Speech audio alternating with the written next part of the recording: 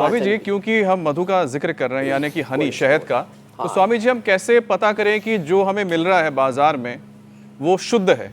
उसकी पहचान कैसे होगी?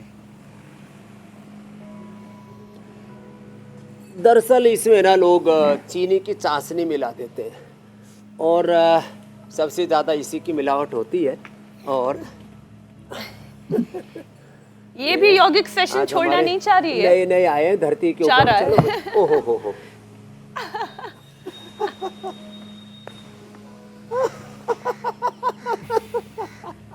ये इनको, क्योंकि ये जब माँ की कोख में थे तब से ही हमारे साथ, ये रोज हमको देखते हैं क्योंकि हम सुबह सुबह आते हैं इनके पास 3:30-4 बजे।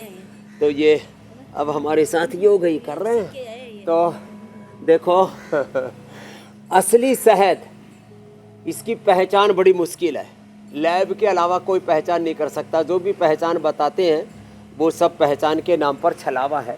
इसलिए या तो भाई छोटी और बड़ी दो तरह की मक्खियाँ होती हैं। एक बहुत ही छोटी होती है, वो तो कहीं किसी गुफा आदि में लगती है।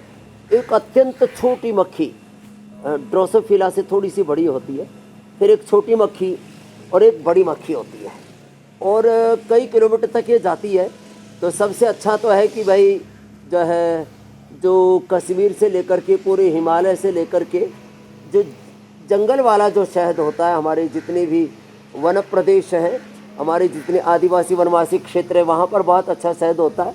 फिर मधुमक्खी पालन करते हैं तो फसलों पर जो फूल आते हैं, लीची है, यूकेलिप्टिस है और सरसों है। अभी सरसों आएगी ना, लेकिन ये सरसों वाला शहद जमता है। अब देखो, ये झूठी भ्रांति है कि असली शहद जमता नहीं है।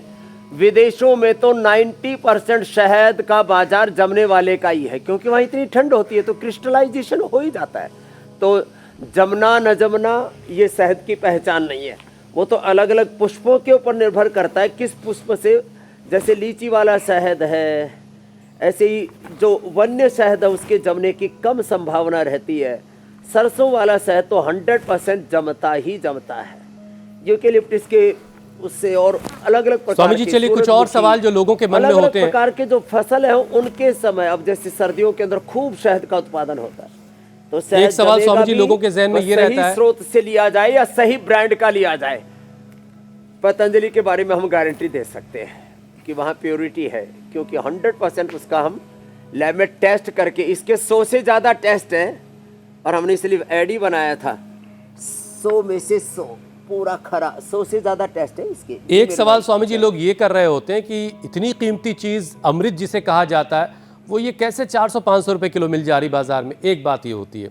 अच्छा, कुछ लोग जो है खुला हुआ शहद जब बाजार में बेच रहे होते हैं स्वामी जी, तो बाल्टी में शहद होता है, उसमें मधुमक्खी का छत्ता भी पड़ा हुआ होता है और वो उसे कपड़े पे गिराते हैं और कहते हैं देखिए साहब ये कपड़े पे जज्ब नहीं होगा, कपड़े से चिपकेगा नहीं।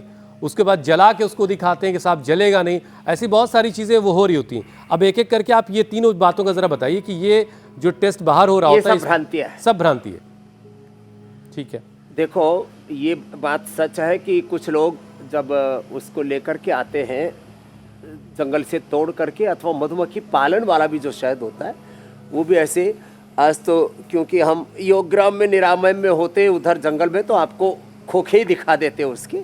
हमारे पूज्य स्वामी भूदेव जी और जसुदेव जी, वो उनको भी हमने कुछ सन्यासियों को इस सेवा में भी लगा रखा है।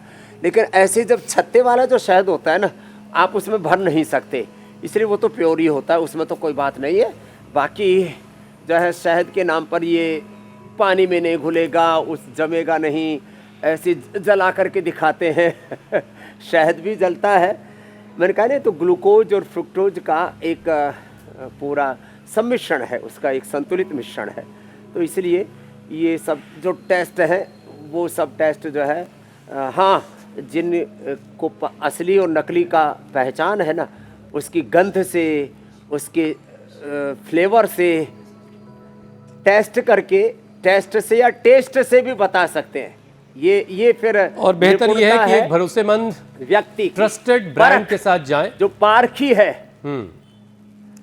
ताकि धोखे की कोई गुंजाइश ना रहे। क्योंकि जैसा कि आपने स्वामी जी बताया कि तरह तरह के फूलों से अलग अलग शहद होता है, तो सब में टेस्ट भी अलग हो सकता है, जम भी सकता है, नहीं भी जम सकता, बहुत तरह की बातें हो सकती है। तो एक ट्रस्टेड ब्रांड ही एक बेहतर उपाय हो सकता है। बहरहाल